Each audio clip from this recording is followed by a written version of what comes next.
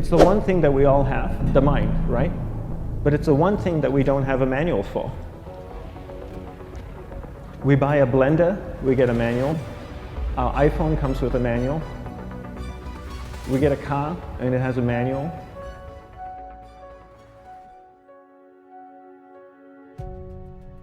Nobody teaches you how to use the mind. There's no manual for the mind. So this, I think, is one of the most essential things in making progress in our life, is really understanding how our mind works. It's the one thing that we have to live with 24 hours a day, 7 days a week. We have no choice. Imagine if most of you slept 8 hours a day, which most of you don't. You slept and you were awake 16 hours a day. In the 16 hours you practice your awareness just randomly moving from one thing to another, to another, to another, all day practice being distracted. What would you be good at after 6 months? You did the 16 hours a day, you just allow your awareness to jump from one thing to another, to another. I'll tweet right now, I'll switch to text messaging, then I'll go to email, oh, my phone's ringing, so I'll answer the phone, and then somebody's speaking to me, so I'll have 2 conversations at one time. And I'll just do this 16 hours a day, 7 days a week. So you get it being good at distracted. After 1 year, you're an expert at being distracted.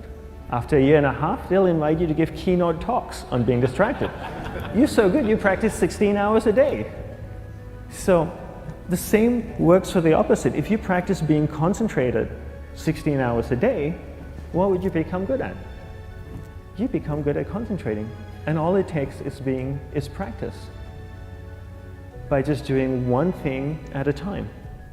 Keeping your awareness on one thing at a time. And you integrate this into everything that you do in your life. So the best way to do it is pick a few opportunities in your everyday life. For example, we all speak with people. When I speak with somebody, I give them my undivided attention. I keep my awareness on them, and the conversation is really brief. Why? Because we're concentrated. We're not being distracted. A 10-minute conversation normally just takes 3 minutes because you're just so focused. I define concentration as the ability to keep that awareness on one thing for a prolonged period of time. So if I can keep my awareness on Eric and not drift away and think about the wedding, or drift away and think about the vacation, or what I'm going to do later, then I'm concentrating on Eric. Every time it drifts away, I bring it back. And the more I practice this, the more I practice concentration. So concentration is the ability to keep your awareness on one thing for a prolonged period of time. And that's a very simple definition of concentration. How do you get better at concentration? You practice this. You practice this 24 hours a day, 7 days a week. And it's the only way to get good at it. And what's the best way to practice it? The best way to practice it is to integrate it into everything that you do in your life. Not to meditate 10 minutes in the morning. It doesn't work. You really need to look at your life the same way a sprinter in the Olympics looks at his life. You've all heard of Usain Bolt, the man that won the gold medal twice, 2 Olympics in a row, broke the world record. I don't know anything about him, to be honest. He obviously sprints, he practices running, probably does a lot of long distance, he probably does a lot of stretching as well, I'm sure he gets massages. He looks like he eats the right kind of food. Drinks the right amount of water, takes vitamins. His whole day is so disciplined. For what?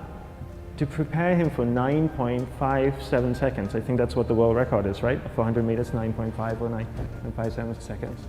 His whole day is preparing him for that short time, not the other way around. A lot of people say, you know what, I need to be more concentrated. So you know what, I'm going to meditate in the morning, I'll sit down for 2 minutes. Okay, now I'm Zen master.